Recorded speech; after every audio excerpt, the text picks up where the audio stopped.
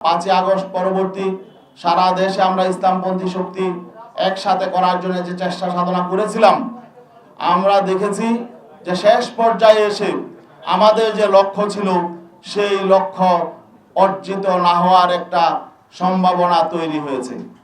লক্ষ্য অর্জিত না হওয়ার একটা শঙ্কা তৈরি হয়েছে। এই শঙ্কা থেকে আমরা চিন্তা করলাম আমাদের ইসলামের পক্ষের একটি বাক্সকে আমাদের হেফাজত করতে হবে। এই জন্য ইসলামী আন্দোলন বাংলাদেশ, যদিও আমরা জানি সামনে আমাদের পথ চলা হয়তো মসৃণ নাও হতে পারে, কারণ আমরা ক্ষমতার রাজনীতি আমরা সেভাবে করি না। আমাদের মূল লক্ষ্য ইসলাম। ইসলামকে আমরা আগে রাখি। আমরা নীতি আদর্শের রাজনীতি করি।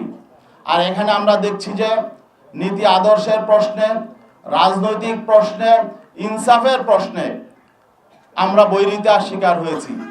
সেই জন্য আমরা আজকে আপনাদের সামনে ঘোষণা দিতে বাধ্য হচ্ছি যে ইসলামী আন্দোলন বাংলাদেশ আসন্ন ত্রয়োদশ জাতীয় সংসদ নির্বাচনে যে 270টি আসনে মনোনয়নপত্র সাবমিট করেছে, এর মধ্যে আপিলে 2 জন বাতিল হয়েছে। বাকি 268 জন সংসদ সদস্য প্রার্থী এখনো পর্যন্ত মাঠে কাজ করছেন।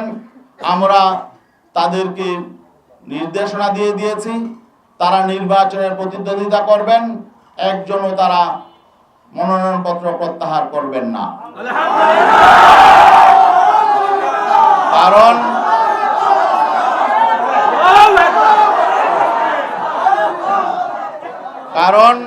কারণ আমরা ইসলামী জনতার যে প্রত্যাশা, যে এখানে একটা বিষয় স্পষ্ট করে বলতে হয় যে আমরা কেন এই সিদ্ধান্তে আসলাম।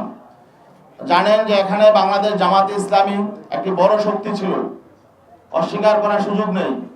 তাদের শক্তি সামর্থ্য অনেক বেশি, ঠিক আছে, কিন্তু আমরা আদর্শিকভাবে, নৈতিকভাবে আমরা কারো চেয়ে দুর্বল নই।